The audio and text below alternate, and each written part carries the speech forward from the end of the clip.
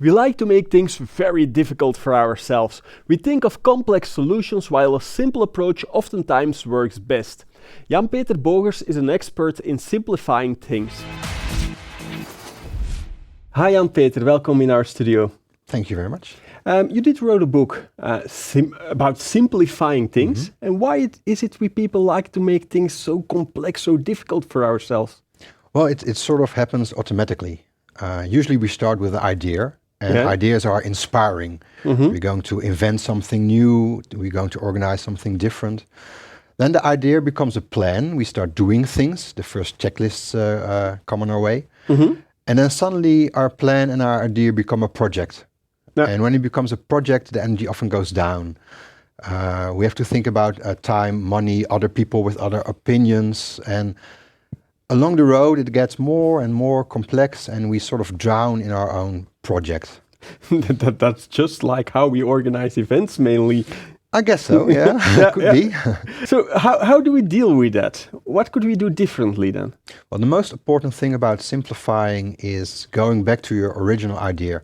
Why did we start this project in the first place? Why did we organize this event in the first place? And then we ask the questions, what do we really need to get this project organized or this event organized? And what kind of things we don't need or don't need yet? Yeah. That brings us to the core or the essence of our project. And when we know the essence of our project, we can easier move into action. Could you make that a little bit more concrete? If you take a concrete example, how would that work? Yeah, well, one of my own favorite tools is making projects smaller. Yeah.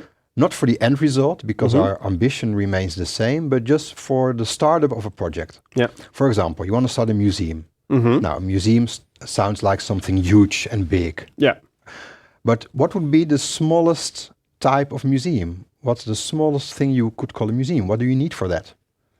Maybe some piece of art and somebody who's looking at it? Exactly. Yeah, exactly. Those two things. You need pieces of art, paintings, whatever, and you need people who are going to look at it. So when you've got that, you've started your museum. Pretty small, but you could do that in your attic, or you could do it in your garden, or you could do it online. But if you got your museum, and then you also are building on experimenting with your museum. So after that, you can grow it larger and larger. So our ambition doesn't get smaller. Same with events. What do you need for an event? Speakers and people who are going to listen to those speakers. You need an audience. Those are the most essential parts of an event. All the rest is extra. It's not unimportant. I mean, we like good coffee, we like a great lunch and a great ambience. But the essence is speakers and listeners. So that would mean that you first focus on those things. Exactly. Or at least you find a starting point. It can also be, I organized an event and it got complex.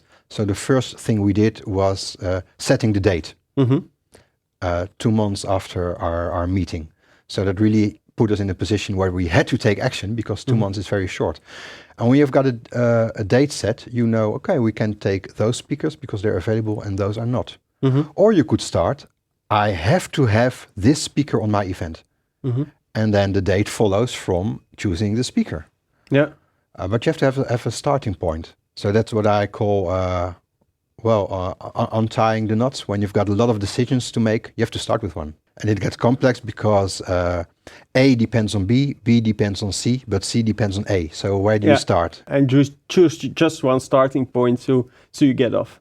Exactly. And the starting point you can find by going to the essence, the core of your project. If the core is, well, we want this keynote speaker and we build the event around him, that's the point where you start. And you're going to set it. Most events start with a venue, but that's not the most important thing. No, unless you, for example, it could be the most important thing if you want to have a really big event and not many venues would be suitable. Okay. If that would be the core of your project, we want it to be huge, then you could start with your venue. But most of the time you start with content, of course, of your event. And then it's not logical to start with the venue in the first place. Okay. So it depends on the project. But it's not only simplifying the project itself, but also the project team, for example. Because in many situations there is a very big team which makes it very complex to take decisions. Yeah, people are one of the most complicated factors because they go about money, about time, about rules and regulations, and then they also all have different opinions. So that makes it quite complicated. And often in organizations or in project teams, everybody who wants to say something about the project is joining the project team. And you have to ask yourself, who do we really need in the project team? Yeah. Not to skip people or to pass by them, but what do we need for our project and who can provide that with expertise, with hours to spend on the project. So keep it lean and mean. Keep it lean and mean. And often we don't need as many people on a project as we think or as they think themselves. Yeah. One last technique maybe I read in the book. It was about writing the steps for the project on Post-it notes. Yeah. Can you explain what it is about? Yeah, I call it a mini project plan, and it has to fit on like a Post-it like this size. Yeah. It's like 5 to 7 steps of a project, and each step has to be actionable and concrete. And if you make a project plan on a small Post-it, you have to go to the essence of your project, and you have to really write down what you need and what actions you have to take. You can write down discussion on a Post-it, just the actions you have to take. So you ask yourself, what do I really need? What steps do I really have to take to get this project or this event book done? The speaker, invite the audience, book the venue, and just as simple as that. Yes, like that. So I would start with what's the most important message of the event. Yeah. Then who will be the keynote speaker? Then etc. The way you mentioned it. Yeah. Okay. And of course, all those steps can have a sub-plan as well, but they also should fit on that one, on another one Post-it. Okay.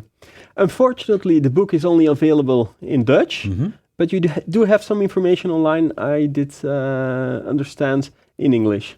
Yes, for another event I translated some parts in English. There's a short abbreviation of the book in English, and there's a preview example of the book in English. And they're online. At www.versimpelen.info. Yeah. /English. That was Dutch. That was Dutch, yeah. We will put a link below the video. Exactly. Versimpelen is the Dutch word for simplifying. People will eventually find it somewhere, I guess. Okay, great. Thank you, Jan-Peter, for coming over. Thank you very much, Kevin. And you at home, thank you for watching our show. I hope to see you next week.